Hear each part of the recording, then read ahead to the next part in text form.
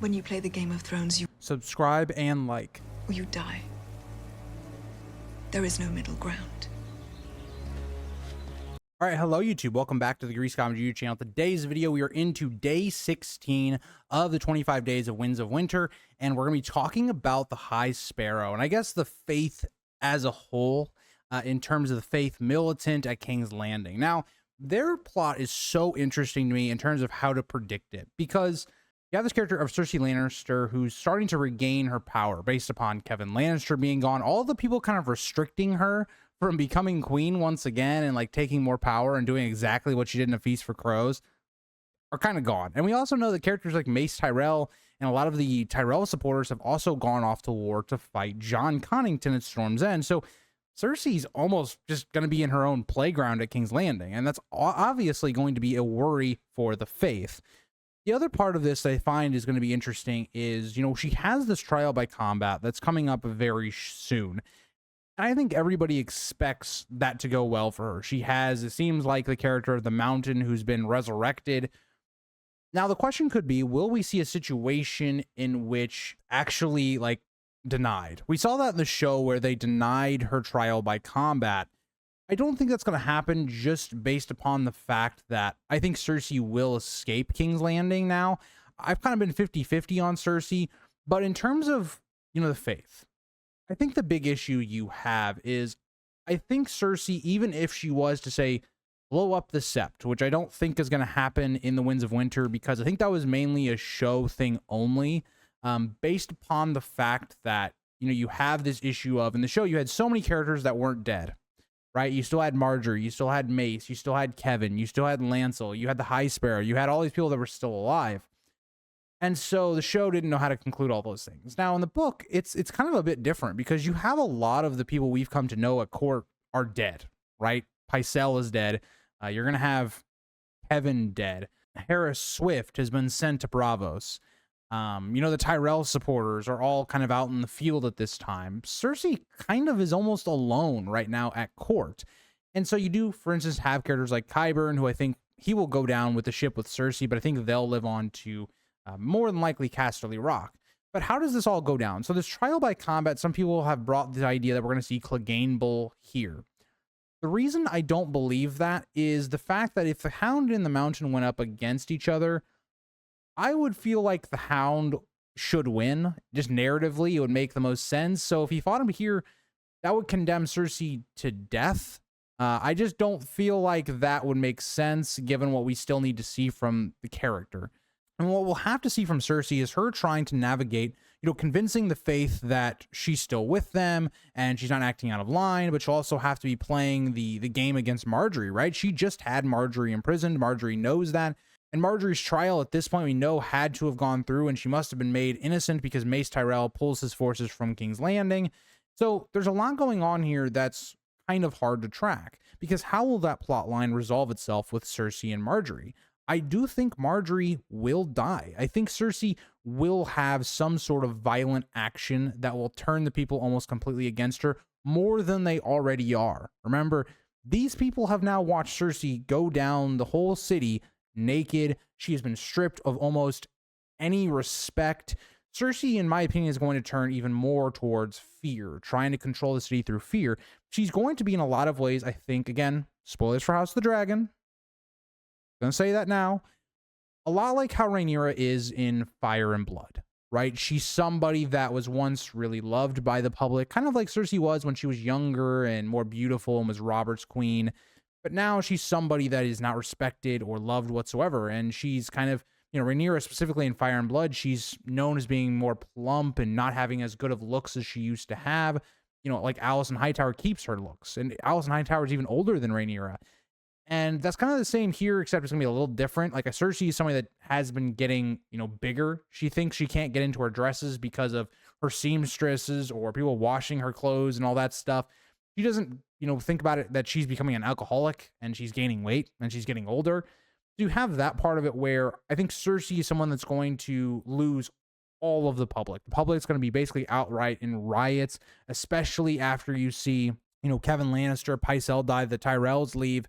They're going to turn all their focus and blame to someone like Cersei. And especially when you get the news that Mace Tyrell and the Reach forces have lost to Jon Connington and Aegon, and they're marching towards King's Landing, a lot of these people are going to be going for them, in ways that we saw, for instance, in book 2, where there were a lot of people that were going for Renly because they really liked Renly. I think a lot of it will be almost the same, right? That this Targaryen restoration is coming for House Lannister and Cersei specifically, especially because her family was tied with killing Aegon in the past. And so to me, what I think we could see happening is Cersei just continuing her Feast for Crows plotline of making bad decisions, bad actions. The public continues to turn more and more against her. She's almost being basically caged in the Red Keep as the population turns against her. And I think that'll be more motivated by the High Sparrow, turning the people and using religion against her and turning them more towards young Griff, who you would definitely favor even more. You also then have something interesting that we're going to talk about later on in this event with Tommen and Myrcella, where you're going to have the Sand Snakes enter the castle as well, with a contingent of Dornish. I think there's about 100 Dornish soldiers and people coming with Tommen and Myrcella. Not Tommen. I don't know why I said that. But you're going to have this idea where I think the Sand Snakes will be involved in assassinating both Tommen and Myrcella, getting them off the throne in almost a mirror to what we saw during the sack of King's Landing with the deaths of Elia and both of her 2 children. Now, differently here, I think Cersei, as the mother, will survive this event, but I could very easily see as the walls are coming in, High Sparrow may be killed.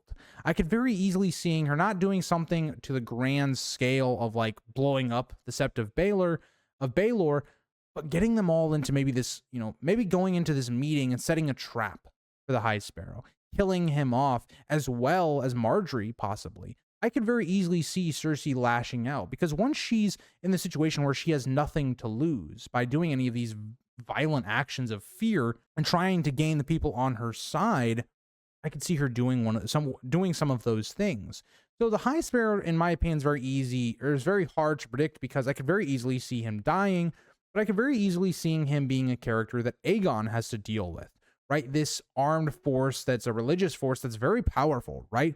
Something that has occurred with religion through the years past the Targaryens losing their dragons is, in a lot of the ways, the Targaryens were able to be above the law because of some of the foundations put in place by Maegor and Jaehaerys, making kind of the Targaryens more gods. Their dragons, making them godly figures. They can marry brother and sister and anybody in their family because of them being Valyrians and being Targaryens. But once the dragons, died, and you started to see the Targaryen power slowly decline, they started being viewed more as humans. And so they kind of leveled that playing field with the Faith. The Faith began to have more power after this post-Viserys reign. We even see this during Rhaenyra's rule as well, and that's why I think it's very interesting that you can tie that rule with the rule of Cersei Lannister. And so I think the Faith will be interesting, because it'll be interesting to see how young Griff deals with them.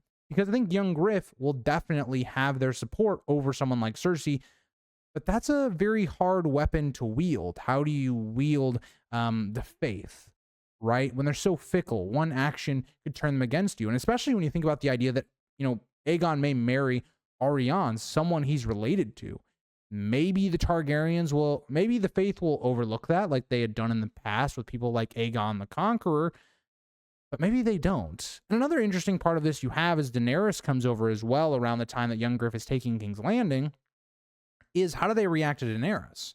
Daenerys, once again, bringing over these Unsullied and these Dothraki and all these people that do not believe in the Faith, and especially bringing back a dragon, which the Faith, if you believe in the kind of the High Tower, it's more the High Tower conspiracy than the Maester conspiracy, but if you believe in all of that, they had a pretty big hand in bringing down House Targaryen and the dragons as a whole.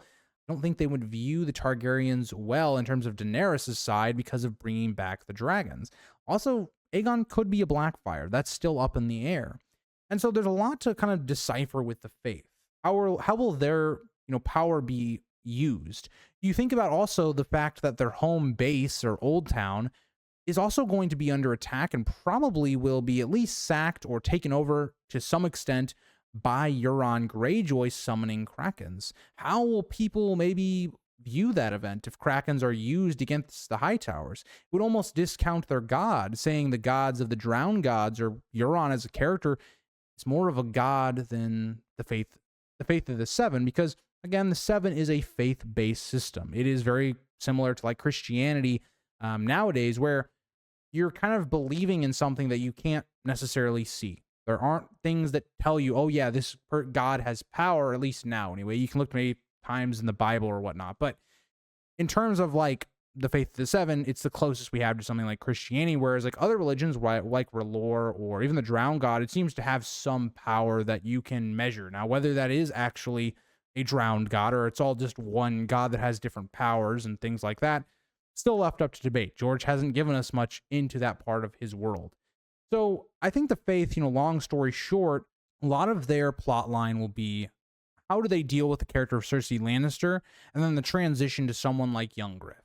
And the real big part of this is not really the faith as a whole. I think the faith are going to play a massive role in the next book, but a lot of their actions will be reactionary, I think, to Cersei, right? And trying to basically control the public and use that to out Cersei by the time young Griff even gets there. I am someone that believes by the time young Griff even gets to the capital, it'll basically be wide open for him. He won't even have to have a battle for King's Landing.